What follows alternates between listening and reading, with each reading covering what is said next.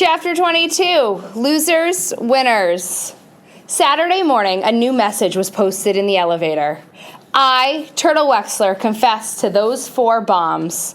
I'm sorry, it was a dumb thing to do, and I won't do it again.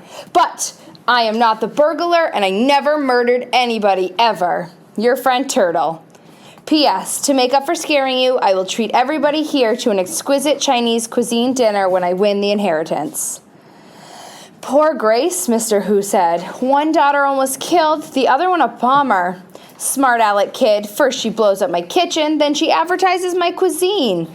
Win the inheritance. Ha! Maybe I'm lucky my son is a dumb jock. Boom, Madam Hu said happily. She knew where they were going. Always on the day when Doug ate 6 eggs for breakfast, he ran around and around a big track, and people clapped and gave him a shiny medal. Doug was so proud of his medals. She would never take them, not even the gold one, not even if it took her 2 more years to pay to go back to China.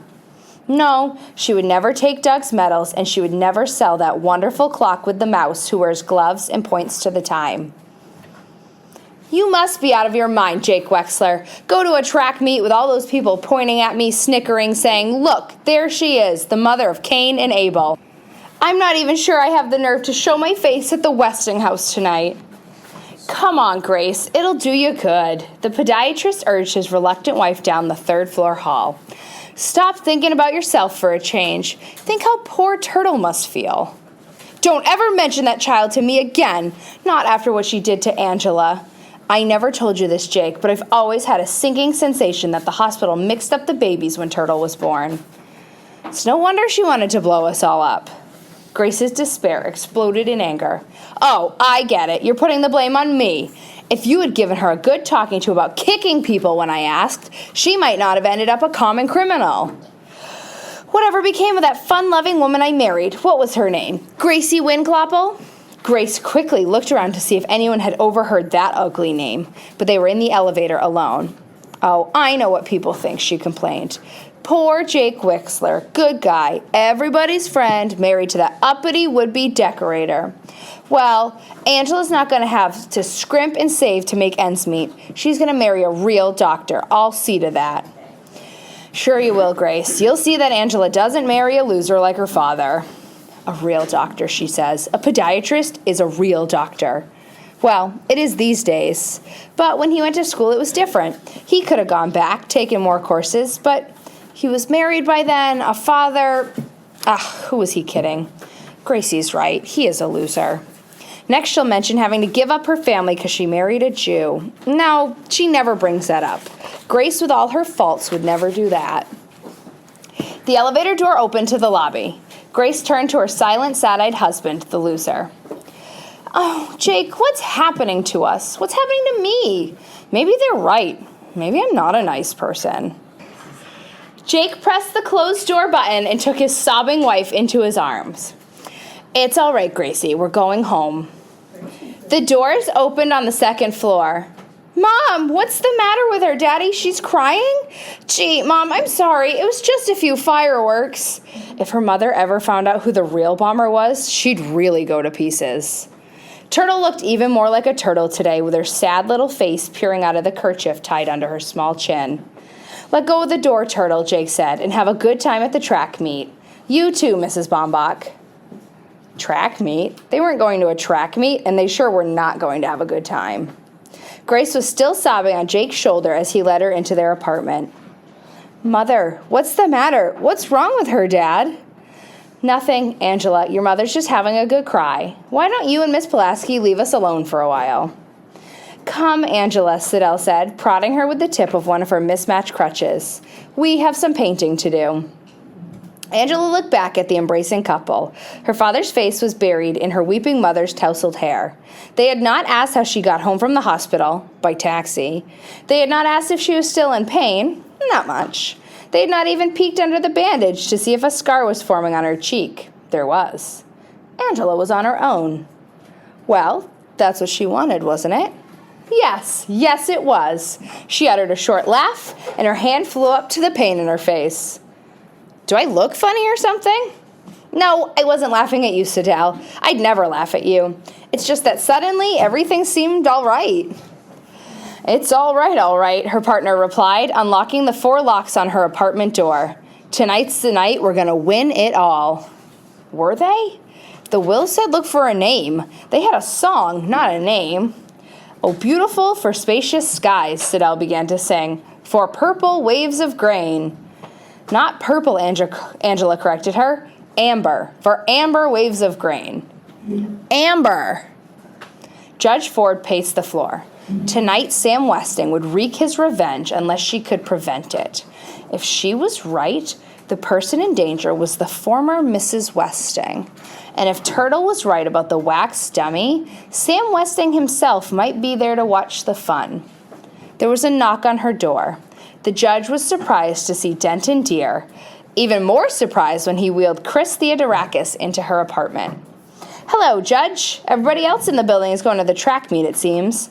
I passed Sandy on the way out, and he said you wouldn't mind having Chris for part of the afternoon. I've got to get back to the hospital. Hello, Judge Ford. Chris held out a steady hand, which the judge shook. You're looking well, Chris. The medicine helped a lot. It's a big step forward, the intern said. Wrong word. The kid may never leave that wheelchair. An even more effective medication is now in the developmental stage. That really sounded pompous. Well, so long, Chris. See you tonight. Thanks, Judge. He knows a lot of big words, Chris said. Yes, he certainly does, Judge Ford replied. What was she going to do with the boy here? She had so much to think about, so much to plan.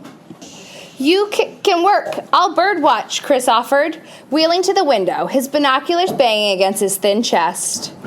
Good idea. The judge returned to her desk to study the newspaper clippings.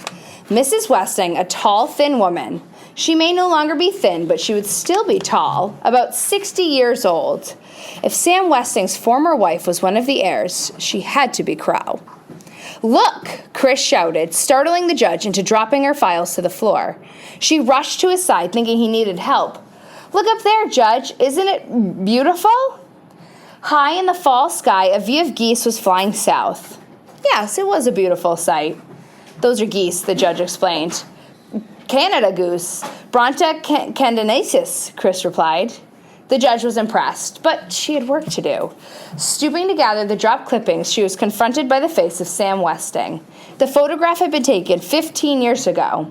Those piercing eyes, the Van Dyke beard, that short beaked nose, like a turtle's.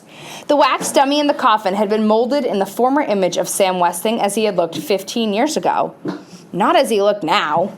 She searched the folder. No recent photographs, no hospital records, no death certificate.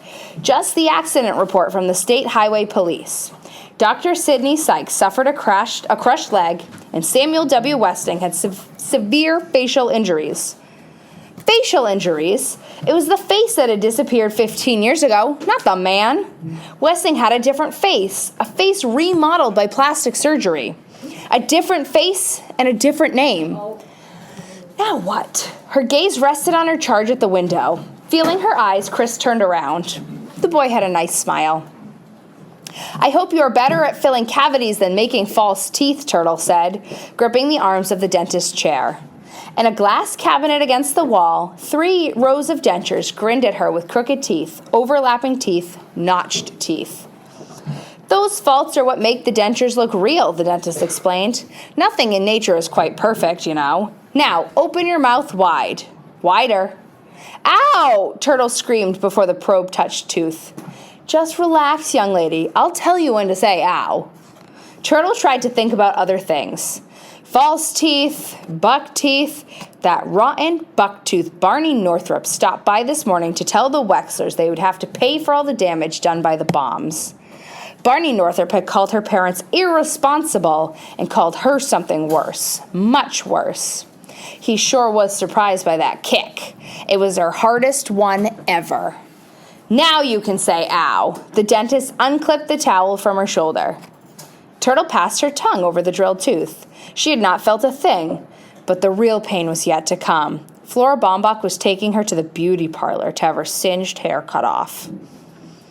College teams from 5 states competed in the first indoor track meet of the season, but the big event, the mile run, was won by a high school senior. That's my boy, that's my Doug, Mr. Hu shouted, one voice among thousands, cheering the youngster on his victory lap. Cameras flashed as Doug posed, smiling broadly, index fingers high in the air. "I owe it all to my dad," he told reporters, and cameras flashed again as Doug flung an arm around the proud Mr. Who. Just wait until the next Olympics, the inventor thought. With Doug's feet and my inner soles, he'll run them all to the ground. Later that evening, Madam Who, chattering in unintelligible Chinese, made it known that she wanted Doug to wear his prize to the Westinghouse. Standing on tiptoe, she placed the ribbon over his bent head and patted the shiny gold medal in place on his chest. "Good boy," she said in English. A saddened Sandy returned to apartment 4D. "Hi, Chris. Did you talk to him, Judge?" "Talk to whom?" "Barney Northrup. He was waiting at the front door when I got back from the track meet, mad as a wet cat. Said he had lots of complaints about me. Never being on duty, drinking on the job, lies like that. He fired me right on the spot. I told him you wanted to see him, figuring you might put in a good word so he'd let me stay on." "No, Mr. McSuthers, I'm sorry, but I haven't seen Barney Northrup since I rented this apartment." Barney Northrup, was that Westing's disguise? False buck teeth, slick black wig, pasted on mustache? "Well, it's not the first time I got fired for no cause." The dejected doorman blew his nose loudly in a Westing man-size hanky. "Hey, Chris, bet you don't know the Latin name of the red-headed woodpecker." That was a hard one. Chris had to say Melanurpes erythrocephalus very slowly. "Some smart kid. Hey, Judge." "Chris, the judge and I have a little business to discuss. Excuse us for a minute." Judge Ford joined the doorman in the kitchen. "Our game plan is this, Mr. McSuthers. We give no answer. No answer at all. Our duty is to protect Westing's ex-wife." "Crow?" Sandy guessed. "That's right." "There's something else that's been bothering me, Judge. I know it sounds crazy, but, well, I found out Otis Amber doesn't live in the grocer's basement, and he's not as dumb as he pretends. He's a snoop and a troublemaker, and I don't think he is who he says he is." "And who do you think Otis Amber is?" the judge asked. "Sam Westing." Judge Ford leaned against the sink and pressed her head against the cabinet. If Sandy was correct, she had played right into the man's hands. Sam Westing's hands. "Come on, Crow. You always like to get there early to open the door for people." Crow had stopped in the middle of the steep road to stare at the Westinghouse. "I've got a funny feeling that something evil is waiting for me up there, Otis. It's a bad house full of misery and sin. He's still there, you know. Sam Westing is dead and buried. Come on, if we don't go, we got to give the money back, and we already spent it on the soup kitchen." "I feel his presence, Otis. He's looking for a murderer. Violet's murderer. Stop scaring yourself with crazy notions. You sound like you're on the bottle again." Crow strode ahead. "I didn't mean that, Crow. Honest. Look, up there at that moon. Isn't it romantic? Somebody's in real danger, Otis, and I think it's me."